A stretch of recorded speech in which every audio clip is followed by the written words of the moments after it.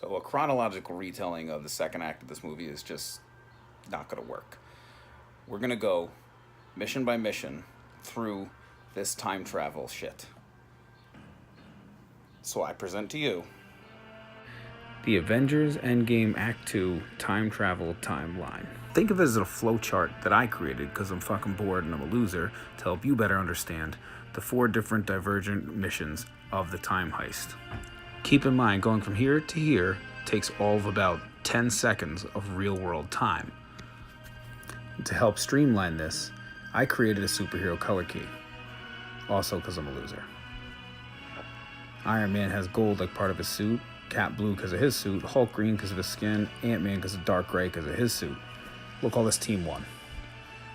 Thor has red like his cape, Rocket light brown like his fur, that's Team 2.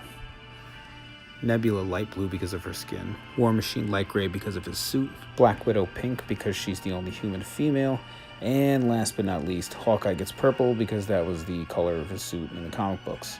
We'll call this group Team 3. The first stop is New York, 2012. This part of the mission falls on Team 1, Iron Man, Captain America, Hulk, and Ant-Man.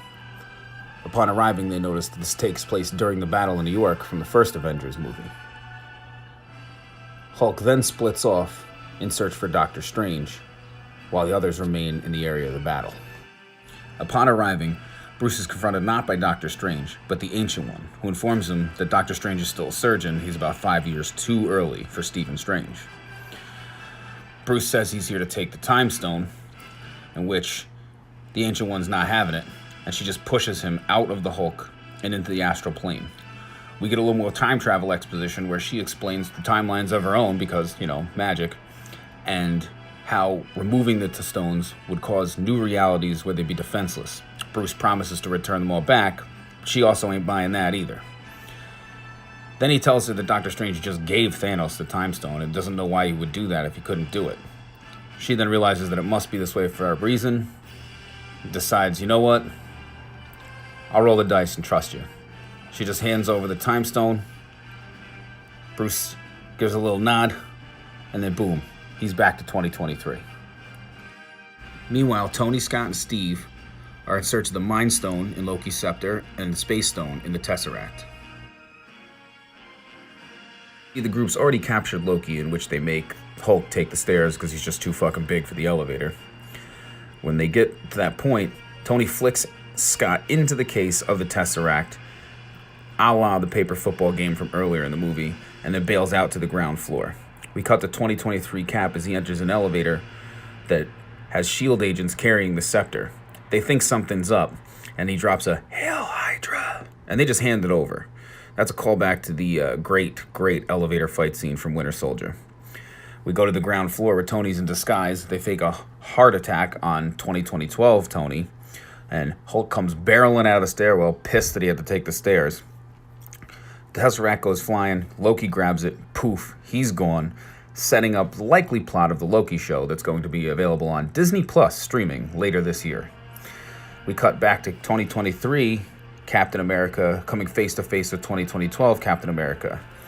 At one point, 2012 Cap gets the upper hand, he throws him a Bucky's alive, and current day Cap erases his mind with the scepter. That is America's ass. Captain walks off with the scepter, and as a result, the Mind Stone. I like that he used deception here and in the elevator to get what he needed. It shows that he's grown to the fact that he no longer sees the world in the black and whites that he once did as good and evil, and that sometimes you need to operate in the gray to get things done. He meets up with Tony and Scott. Scott makes a few jokes of how they fucked it all up. Tony decides there's only one other place where they could go to get the Tesseract, and as a result, they'll get more Pym particles. They tell Scott to piss off, which he does, and they set their coordinates for good old 1970 New Jersey. We get our last Stan Lee cameo ever as we show up. They split up, Tony going after the Tesseract, Steve after the Pym particles. Tony finds it, but he runs into Howard Stark, aka his dad, slowing down his escape. We cut to Steve creating a diversion to get Hank Pym out of his lab, which he does, and then he grabs the particles. Tony has a long talk with his dad about fatherhood, and then you hear that word's gotten out that they're there. Cap ducks into an office and he sees Peggy Carter, and he can almost touch her and feel the life he was supposed to have and didn't. We cut back to Tony and Howard talking kids, and he sees that Steve has the particles, and Steve sees he has the Tesseract, and he says his goodbyes.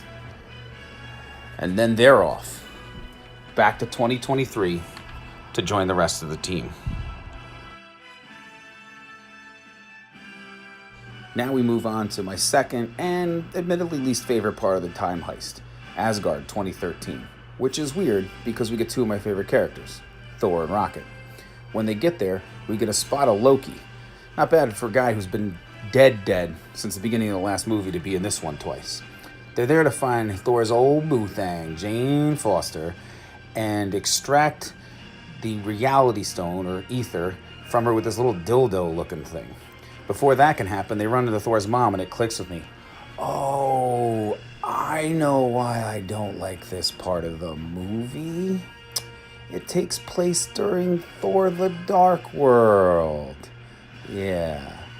Anyway, Thor's mom can tell that he's from the future. He says, "Oh, how do you know that?" And she's like, "Oh, I'm a fucking witch, you big fat dummy." And he tells her everything that happens, and she mothers him and gives him a pep talk. Rocket comes running in saying he got the ether, and he did it off screen, which is good because I'm really not sure I want to know how that fucking thing works. They're about to blaze out before Thor says, wait, puts his hand up, and boom, he gets Mjolnir back. So, sometimes it takes a second. Thor's mom's a real bitch sometimes, boy. And the man with the melted ice cream physique and the foul-mouthed gopher from Caddyshack are back to present day. Team 3's mission in the time heist goes to space, circa 2014, on 2 separate planets. And yes, for you nitpickers, that's tape covering a spelling mistake. The marker is permanent, and it's a fictional place. Suck my dick. Team 3's 2-part third of this mission involves Nebula and Rhodey being dropped off in Morag, and Clint and Natasha going to Vormir, home of the Soul Stone. When they get there, they run into the Red Skull, who tells them, like, yeah, one of you can have it. One of you. When they realize what he means they have to do to get the Soul Stone, we get a cool take on a reverse fight to the death as they're both fighting to die to make the sacrifice. Natasha's life revolves around this mission, so it has to be Black Widow. Clint has a family. She ultimately lands in the same spot to the same music and the same position as Gamora in the last movie. Clint gets upset, blacks out, wakes up with the Soul Stone, and tearfully heads back to 2023. Fucking Nebula knew what was gonna happen, too. What a cunt. This time thread takes place just before the events of Guardians of the Galaxy, and Nebula tells Rhodey, we're not the only ones looking for the stones. 2014 versions of Nebula, Gamora, and Thanos are also on the hunt. We see that 2014 Nebula is connected to 2023 Nebula. Gamora makes an excuse for her as always, because she's already on her way to turning on Thanos, but he don't buy it. He plugs her in, and he sees that he gets the stones and succeeds, and decides that he needs to get 2023 Nebula. Star-Lord shows up with his Redbone Come and Get Your Love dance routine, and they just knock him over the fucking head. These last 2 Avengers movies have made him look like a real fucking chump. I don't know that I love that. Anyway, they just blaze on in to the Temple of Doom there and grab the Power Stone. They coordinate their little Dick Tracy watches, and Rhodey shoots on off back to 2023, but before Nebula can, she sees that Thanos knows, and she decides to try and warn Clint and Natasha, but before she can do that, Thanos and the Goon Squad show up and snatch her little blue ass up. They fuck her up a little bit and interrogate her, trying to find out what the fuck happens. And 2014 Nebula peels off the copper part of 2023 Nebula's face off, and now she looks just like her. So we understand what's going to happen now, right? Anyway, she plants a couple more seeds of doubt in 2014 Nebula's head, and we're off. 2014 Nebula then travels back to 2023 as 2023 Nebula, while 2023 Nebula stays with 2014 Thanos and Gamora, waiting for 2014 Nebula to open the time portal. There's no telling how long Nebula and them waited. They had to figure out the technology on their end as well, which I'm sure they did, obviously, because they show up in 2023. To 2014 Nebula, again, it was a matter of seconds, but it could have been years that 2023 Nebula and 2014 Gamora, Thanos, and his goons waited to show up. Man, I have way too much fucking time on my hands. The whole team shows back up in upstate New York at 2023 at the exact same moment because that's how this works.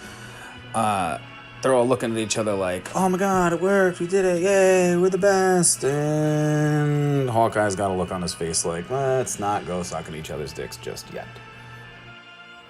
So that's Act 2. Hope you got all that.